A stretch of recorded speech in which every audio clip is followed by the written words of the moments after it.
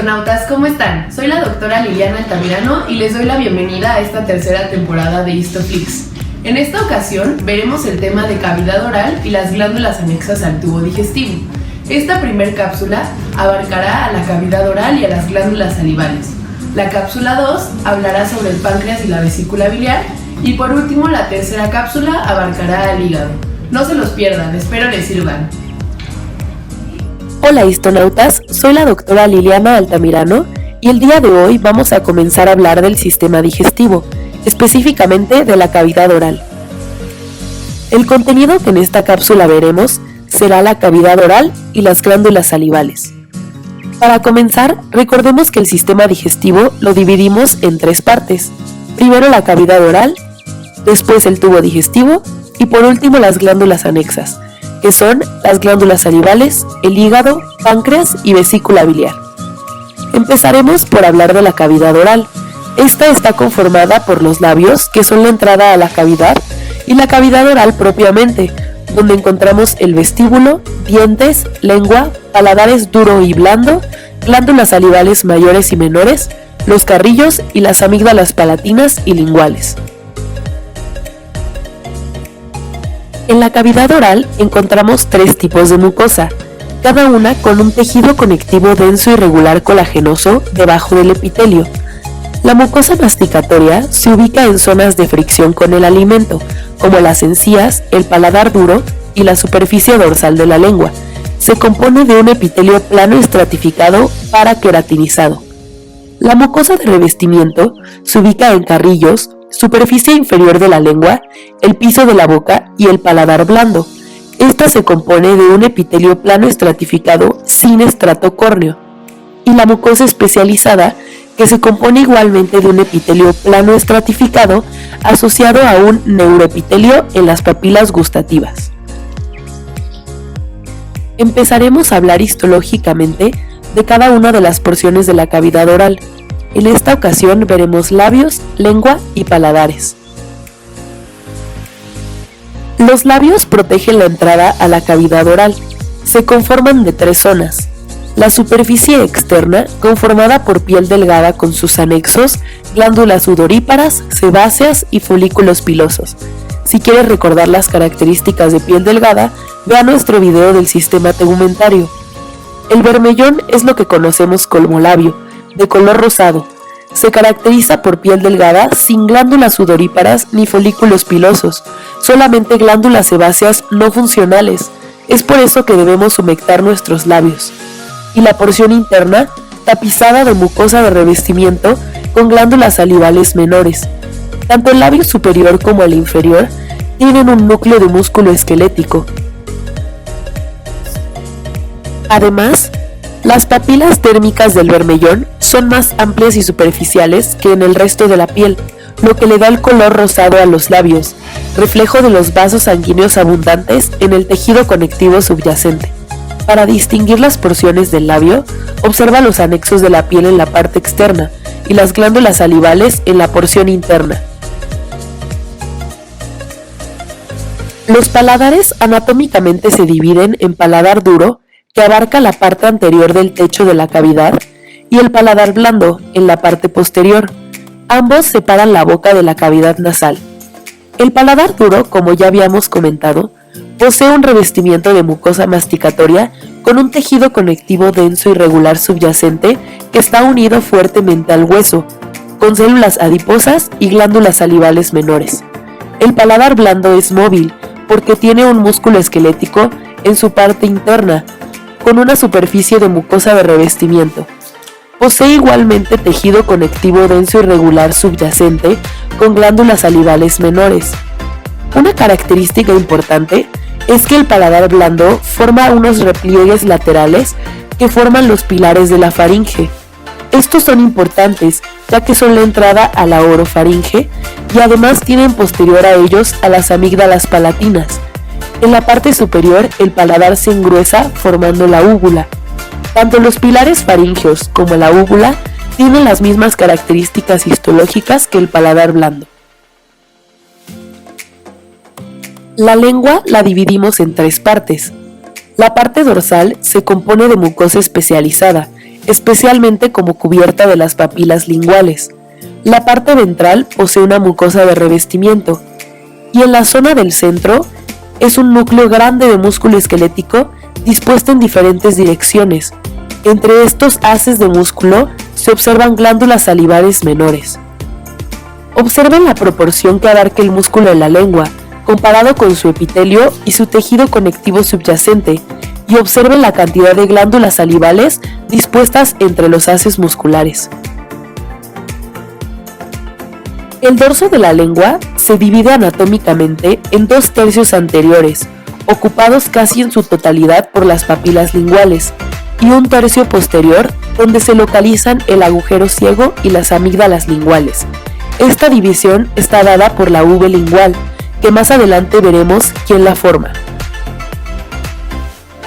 En la lengua se lleva a cabo el sentido del gusto, característicamente gracias a las papilas linguales que aumentan la superficie de contacto de la lengua y al estar en relieve detectan rápidamente las partículas de alimento. Veamos los distintos tipos de papilas linguales y sus características. Las papilas filiformes se localizan en la región media de la lengua, tienen forma similar a una cuña y no contienen corpúsculos gustativos, por lo que no tienen una función sensitiva del gusto, únicamente tienen función mecánica, especialmente en otros animales que se limpian con su propia lengua, y estas le dan una característica rasposa a la lengua. Las papilas fungiformes, como su nombre lo dice, tienen un tallo y una porción superior que lo asemejan a un hongo. Están dispuestas entre las papilas filiformes y sí tienen corpúsculos gustativos, por lo que pueden detectar sabores. Las papilas foliadas se ubican en la región posterolateral de la lengua, poseen corpúsculos gustativos que degeneran después de la infancia y en su base desembocan conductos de las glándulas salivales de von Ebner, las cuales son mixtas. Para recordar los tipos de secreción de las glándulas exocrinas, da nuestro video de epitelio glandular. Las papilas circunvaladas o caliciformes son las que forman la V lingual que habíamos mencionado. Forman surcos en el epitelio superficial de la lengua y en su región lateral contienen abundantes corpúsculos gustativos. De igual forma que las foliadas, su base tiene la desembocadura de un conducto de las glándulas salivales de von Ebner. Ahora hablemos del pequeño órgano que tiene la función del gusto propiamente, los corpúsculos gustativos. Estos son órganos sensoriales intraepiteliales que se localizan dentro del epitelio de las papilas linguales y aislados dentro del epitelio del paladar blando y la orofaringe. Están formados por 4 tipos celulares. Las tipo 1 y tipo 2 son neuronas inmaduras que evolucionan posteriormente en las células tipo 3, que ya son propiamente las neuronas sensoriales que desencadenan el estímulo para dar la sensación de sabor. Las células tipo 4 o basales son células madre encargadas de regenerar a las neuronas. Estas células se orientan de tal manera que le dan una forma ovalada al corpúsculo, con un hueco en su parte superior llamado poro gustativo. Por dicho poro sobresalen microvellosidades de las neuronas sensoriales que van a ser los sensores para iniciar el impulso hacia el cerebro y que podamos percibirlo como sabores. Aquí observamos la localización de los corpúsculos dentro del epitelio de esta papila foliada, así como su estructura con un nervio en su parte inferior. Además de lo que se ha mencionado anteriormente en esta cápsula, en la cavidad oral encontramos como glándulas anexas a las glándulas salivales mayores. Recuerda que las glándulas salivales menores las encontramos dispuestas en el tejido conectivo de varias partes de la cavidad oral, como el paladar, la parte interna de los labios y entre el músculo de la lengua. Las glándulas salivales mayores secretan la mayor cantidad de saliva, aproximadamente medio litro al día, para ejercer las funciones de lubricación de la mucosa, protección debido a secreción de IgA y otras sustancias, inicio de la digestión por medio de enzimas como la amilasa salival y el sentido del gusto, ya que la saliva es necesaria para la percepción de sabores. Las glándulas salivales mayores son parotidas, submandibulares o submaxilares y sublinguales. Tenemos un par de cada tipo de glándula. Hablaremos de la histología general para después ver las características de cada una de ellas. Cada glándula salival mayor está cubierta por una cápsula de tejido conectivo denso y regular que forma tabiques, por los cuales pasan vasos sanguíneos, vasos linfáticos, nervios y los conductos de la glándula. Estos tabiques subdividen a la glándula en lóbulos y después en lobulillos. Las glándulas salivales son glándulas tubuloalveolares ramificadas e histológicamente las podemos dividir en una porción secretora o adenómero y en sus conductos. Los adenómeros pueden ser de tipo mucoso, seroso o mixto. Si quieres recordar las características de cada uno, vea nuestro video de tejido glandular. Las células epiteliales que los conforman producen los componentes de la saliva, que son enzimas, proteínas, glucoproteínas, específicamente moco producido por los adenómeros mucosos, iones y agua. La porción de conductos se encarga de modificar la saliva antes de ser excretada a la cavidad oral. El primer conducto donde las células glandulares vierten su producto es el conducto intercalar, que tiene un epitelio cúbico bajo simple y posee anhidrasa carbónica en su citoplasma, por lo que su función es verter bicarbonato y cloro a la saliva. Posteriormente, con la unión de varios conductos intercalares, se forman los conductos estriados, revestidos de epitelio cúbico simple, en donde se reabsorbe cloruro de sodio y se excreta potasio y bicarbonato. Esto es para disminuir la osmolaridad de la saliva y hacerla hipotónica y más alcalina. La unión de varios conductos estriados da origen a los conductos intralobulillares, posteriormente los interlobulillares, ambos con epitelio cúbico estratificado, y finalmente estos se unen para formar por último su conducto principal que desemboca en la cavidad oral. Hablemos ahora de las especificaciones de cada glándula salival mayor. La glándula parótida se localiza anterior al pabellón auricular.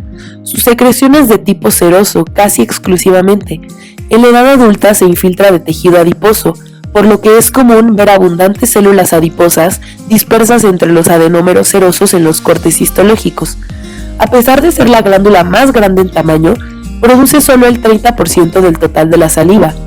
Además, la secreción de la parótida es rica en IgA y tialina. Su conducto principal desemboca a nivel de los segundos molares superiores. La glándula submandibular, o también llamada submaxilar, es una glándula característicamente mixta, aunque con predominio seroso. Tiene abundantes medias lunas serosas. Produce la mayor cantidad de saliva, aproximadamente el 60% del total. Su conducto principal desemboca cerca del frenillo lingual. Y por último, la glándula sublingual. Esta es también una glándula de secreción mixta, pero de predominio mucoso, por lo que la podemos definir como una glándula mucosa. Son las más pequeñas y producen únicamente el 5% del total de la saliva. Su conducto principal desemboca en el piso de la cavidad oral. Como histotip, no deben olvidar que en la cavidad oral tenemos 3 tipos de mucosa: la mucosa masticatoria, la mucosa de revestimiento y la mucosa especializada. En cuanto a las papilas linguales, no olviden que las papilas filiformes y las foliadas no tienen corpúsculos gustativos. Las papilas fungiformes y circunvaladas, en cambio, sí tienen corpúsculos gustativos, y que las papilas foliadas y circunvaladas tienen una desembocadura de un conducto de la glándula salival de von Ebner en su base. Por último, en cuanto a las glándulas salivales, no olviden que se dividen en el adenómero, que es la porción secretora, y el sistema de conductos, que la parótida tiene una secreción de tipo seroso y que se infiltra con tejido adiposo en la adultez, que la glándula submandibular tiene una secreción mixta con predominio seroso y por lo tanto encontraremos abundantes medias lunas serosas, y que la glándula sublingual tiene un tipo de secreción mixta de predominio mucoso. Bueno, histonautas, espero les haya servido la información de esta cápsula. No olviden suscribirse a nuestro canal de YouTube, seguirnos en redes sociales Instagram y Facebook y visitar la página del Departamento de Biología Celular y Tisular de la Facultad de Medicina de la UNAM.